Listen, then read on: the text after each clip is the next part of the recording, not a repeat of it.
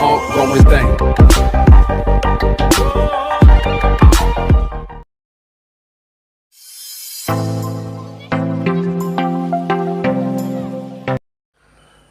Hello friends, and welcome to another class by Daily English Classroom. Today we are going to learn the lesson The Village Blacksmith, written by Henry Wadsworth Longfellow. Let's learn something about the poet Henry Wadsworth Longfellow. Henry Wadsworth Longfellow was born in 1807 and died in 1882. He was an important American poet and also an educator, and his important works are Paul Revere's Ride, The Song of Hiawatha, and Evangeline. He was also the first American to translate Dante's Divine Comedy into English language. His first major poetry collection were Voices of the Night, published in 1839, and Ballads and Other Poems in 1841, and he died in 1882. He wrote mainly lyric poems, and these poems are known for its musical quality and often presents stories from mythology and legend. Let's go to the poem, The Village Blacksmith. And before we start the class, if any of you haven't subscribed to this channel, please do subscribe to this channel to get your daily classes. Let's go to the poem, The Village Blacksmith. Blacksmith, as you all know, is a person whose work is to make something out of iron by hand. And this is the story of a blacksmith, a very simple but a person from whom we have to learn a lot of things. Let's read the first stanza of the poem. Under a spreading chestnut tree, the village smithy stands. The smith, a mighty man is he, with large and sinewy hands, and the muscles of his brawny arms are strong as iron bands. In this first stanza of this poem, we get an idea about the blacksmith. He is a very strong man, and his smithy is the place where he works, the workshop of the blacksmith. Smithy means the workshop of the blacksmith. And his workshop or the smithy was under a very big chestnut tree. And it was a spreading chestnut tree. And under the spreading chestnut tree, the village smithy stands. So, the smithy or the room of the blacksmith was just under a tree, a chestnut tree in the village. And he is a very powerful man. Mighty means very strong. He is a very strong man. And his arms or his hands are very powerful. He has got big hands or large hands. Sinewy means very strong and powerful. And his muscles are very strong because he is a blacksmith and he is dealing with the metals like iron. And he is using the strong hammer, and therefore his hands should be very powerful. And his hands are very strong. He has got a strong hand. His muscles are very strong. And one more word is used by the poet here in the first stanza to show how powerful the blacksmith is. He has got strong hands, large and powerful hands with great muscles and strong arms. Brawny means very strong. In this last line of the first stanza, there is an example of the figure of speech called simile. Here, the powerful arms of the blacksmith is compared to iron bands. His hands are as strong as the iron itself, the metal with which he makes things. Let's go to the second stanza of this poem, which gives more details about the physical appearance and also the noble qualities of the blacksmith. His hair is crisp and black and long. His face is like the tan. His brow is wet with honest sweat.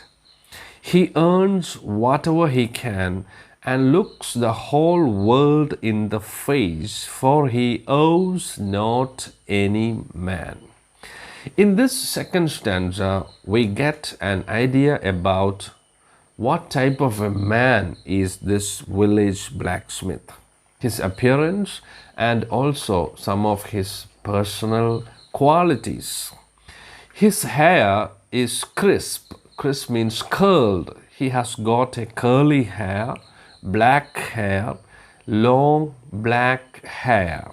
He has got long curly black hair, and the color of his skin was tan. Tan means yellow color. And maybe because of his work, color of his face was yellowish. And his brow here stands for his eyebrows, are wet with honest sweat. The poet has used the adjective honest here because this blacksmith is an honest man. He never cheats anybody. He never borrows money from anybody else. He is a very good person. And he is an honest man. We can see many people who just pretend or act like doing some work but not actually doing any work. But he is an honest man and he is doing his work very sincerely. He is very much dedicated to his work, and the sweat that you can see on his forehead and on his brows are honest sweat, or the result of his sincere and genuine work. Then the poet says that he looks the whole world in the face. That means he has no problem in facing anybody because he hasn't done anything wrong to anybody. He is a good man, a very sincere, hardworking man who never cheats anybody. And therefore he has no problem in looking at the face of any person. The word here stands for any person. Since he is a good man, he has got no difficulty in facing anybody. If you have done something wrong to someone, then you may have some difficulty in facing that person. And this blacksmith has got no such problems. He is a gentleman. He never treats anybody badly. He never cheats anybody. He never done anything bad to anybody. So he is very confident, and he can face anybody without any trick of conscience. He can look at the face of the people. He never have to hide himself from anybody because he hasn't done any injustice to anybody. He loves everyone and he treats everyone as his friends. And also, he is not owing any money to anybody. He doesn't owe money to anybody. He never borrow money from others. He values justice and he never took money from anybody else unnecessarily. There is no need to hide in front of anybody. There is no need to feel bad about anything for this village blacksmith. He is a very sincere and dedicated person. In fact, he has got no debt. He is not owing any money to any person. So he can face anybody. He can look at the face of anybody without any problems. So in the second stanza, we can understand about the appearance of the person, the village blacksmith, and also some of the good qualities of the blacksmith. He is a very dedicated man and also a perfect gentleman. In the third stanza, we get an idea about the type of work he is doing and how much dedicated is he in his work. And we can understand his persistence. Week in, week out, from morn till night, you can hear his bellows blow. You can hear him swing his heavy sledge with measured beat and slow, like a sexton ringing the village bell when evening sun is low. This blacksmith, he takes some rest only on Sundays, and all the other days in the week he is busy with his work, which starts in the morning and ends in the evening. Very busy working in his smithy. And if you are passing by his smithy, you can hear the sound of the bellows, the blowing of the bellows. The bellows is an instrument used by the blacksmiths to kindle the fire. It's a kind of airbag that breathes out the air. And whenever you pass by this village smithy, you can hear the sound of the bellows, the blowing of the bellows, and also the sound of the hammer with which he hit at the metal. You can hear him swing his heavy sledge. Swinging, he is beating at the iron. You can hear the sound of beating at the iron with the hammer.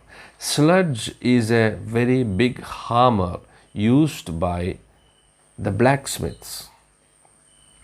You can hear the sound of the bellows and you can hear the sound of the heavy hammer if you pass by the village smithy, the working place of the blacksmith. And the sound of the sledge, the sound of the hammer is a very musical one. There is a kind of rhythm for this sound. And the poet has made a wonderful simile here. He compares the sound of the sledge to the sound that is coming from the church at twilight or the beginning of the night.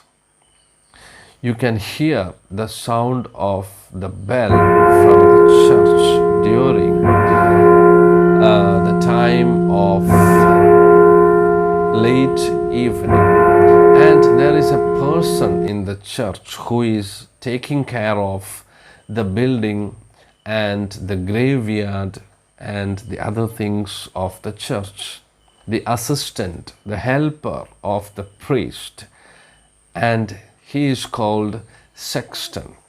So it is the duty of the sexton to ring the bell for prayer late evening from the church. And here the sound of the sledge, the beating of the sledge is compared to the ringing of bell from a church made by a sexton. So here is a comparison between the blacksmith and the sexton. The blacksmith is making a sound with his sledge. The rhythmic beating of the sledge on the metal is compared to the sound of the bell coming from the church in the evening time. So this is also an example of simile. Now let's go to the fourth stanza. And children coming home from school look in at the open door. They love to see the flaming forge and hear the bellows roar and catch the burning sparks that fly like chaff from a threshing floor. And now we can see how the children who are returning from the school in the evening, how they love to go and watch the work of the blacksmith. The children who are coming back from school in the evening, they usually make a visit to the blacksmith's smithy to watch the fire and the flames coming from there, because the children are very curious to see this type of things. And this blacksmith, he loves children and he welcomes anyone who comes there to watch his work. And we can see an open door. The poet has used the word open door to denote the fact that he is a very friendly person. He welcomes anybody who comes to his working place or smithy. In the evening, many children, they came to his smithy to watch the fire and the flames coming out from the forge. Forge here again means a smithy. And the children, they are very much interested in watching this fire and flames because they are very much interested in seeing things like this. Many children, they come to the smithy to watch what this blacksmith is doing, how he is using his sledge and blowing his bellows and creates a fire and the flames coming out from the fire. And they love to watch the flames and catch the flames, which appear like chaffs coming from the threshing floor. Now, what is the meaning of chaff? Chaff means the outer covering of corns which are removed at the threshing floor. Here also we can find a simile, that is, the flames coming out, the flames flying from the forge are compared to the chaff coming out from a threshing floor. That's again an example of simile. Now let's go to the next stanza to understand more about the village blacksmith. He goes on Sunday to the church and sits among his boys. He hears the parson pray and preach. He hears his daughter's voice singing in the village choir, and it makes his heart rejoice. I told you that he is working very hard the whole week. But on Sundays, he goes to the church with his children, and he sits there in the church with his children, among his boys. And his daughter is a member of the church choir, and he is very happy. He is very pious sort of person who listens to the Holy Mass or who participate in the Holy Mass and listen to the preaching of the priest. Parson here means the priest. He listens to the preaching or the sermon and the speech of the priest very attentively, and he listens and he hears the singing of the church choir, and he feels very happy because he loves to hear the sound of his daughter, who is a member of the church choir, and he feels very happy to listen to her singing the songs. It sounds to him like her mother's voice singing in paradise. Now the sad thing about it is that when he hears the sound of his daughter, it makes him happy and also very sad. Why it made him happy? Because he loves to hear the singing of his daughter. And why is he feeling sad? Because his daughter's voice is same as his wife's voice. His daughter's sound is similar, or his daughter's sound is same as her mother's sound.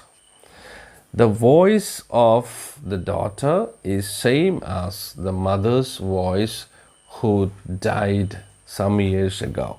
So while hearing the sound of his daughter, he feels happy, and at the same time he feels very sad because the sound of his daughter reminds him of his dead wife, because her sound is identical or similar, same to the sound of his wife or her mother, who is no more. The singing of his daughter makes him happy and at the same time sad, because he is reminded of his dead wife, hearing the sound of his daughter who got the same sound of her mother. He needs must think of her once more, how in the grave she lies, and with his hard, rough hand he wipes a tear out of his eyes.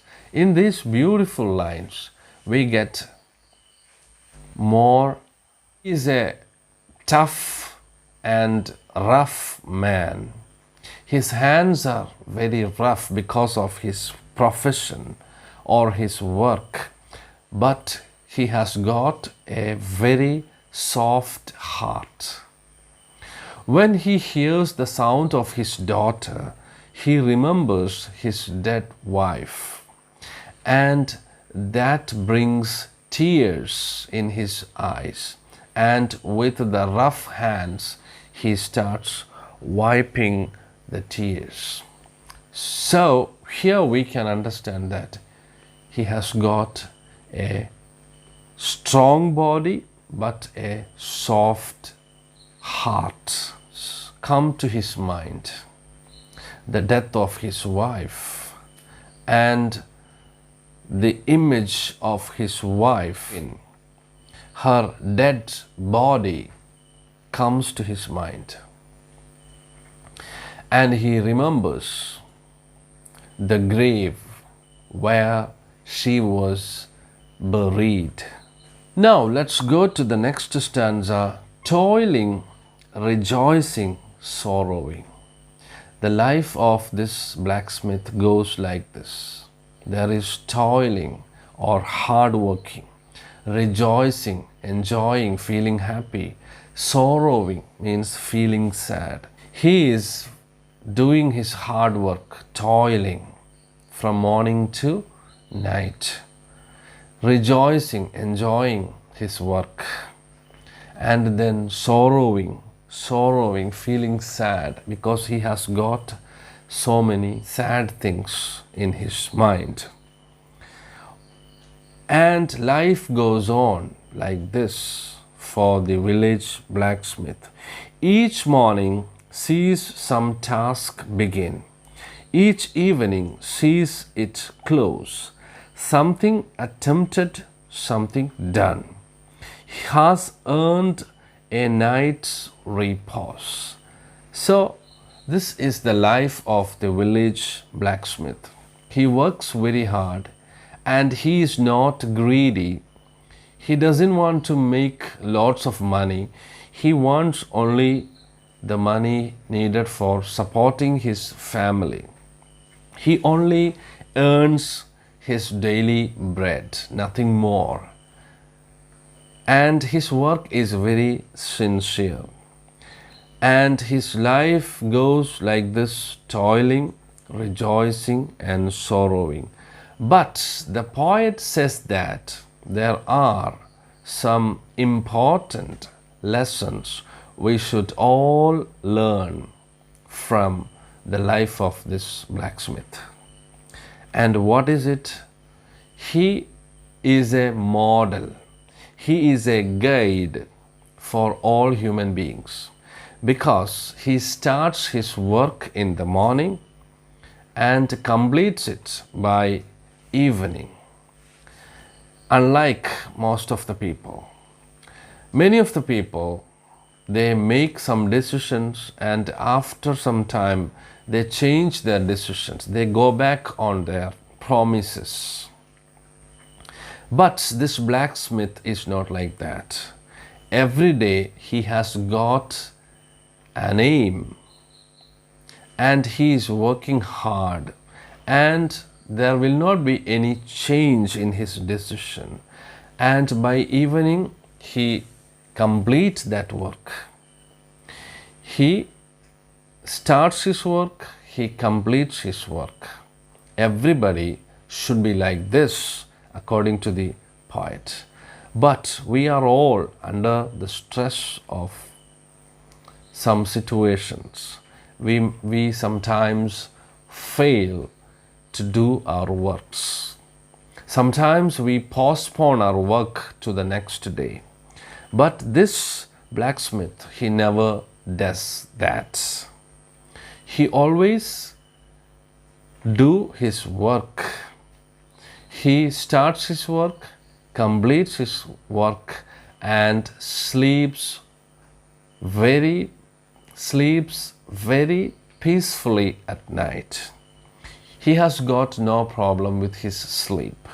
He gets a sound sleep at night because he never missed his work. He never failed in his work. He completes his work every day. Every day he is trying to do something and he accomplishes it by evening. This is the lesson, according to the poet, that we all should learn from this blacksmith. And what's the result? He gets a good sleep at night. And we know that many people, even the rich people in the world, cannot sleep well at night because they are worried about how to make more money, or they are worrying about the chance of losing their money, and therefore they cannot sleep at night.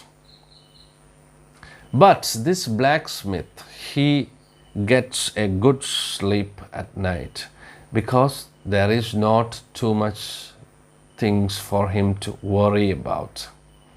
He is right. He is perfect in his duty. He starts the work, completes it, and he gets a good sleep. This is the formula of happiness, according to the poet. And we should all learn this lesson from the blacksmith. Never postpone things for the next day. And we all should have that persistence and determination to achieve something, the goals of our life.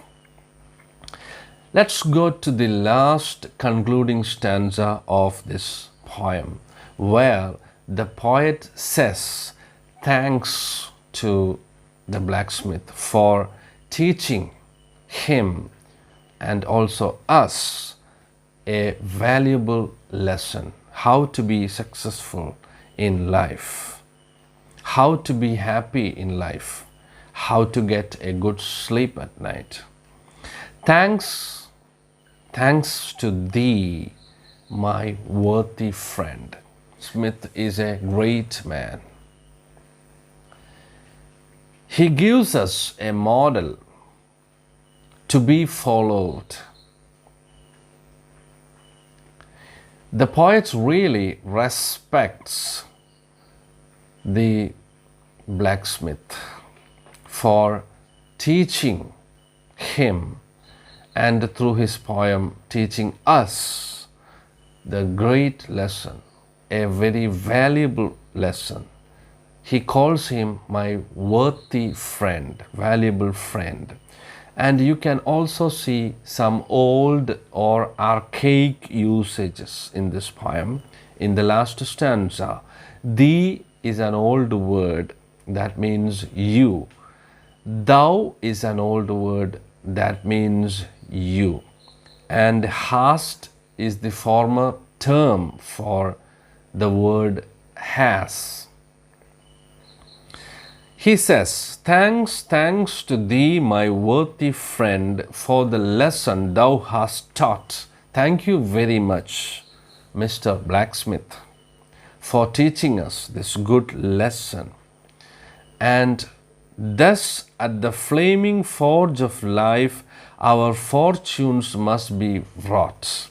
So fortunes, great things, achievements in our life should be made just like the blacksmith is making something in his smithy. It should suffer the heat.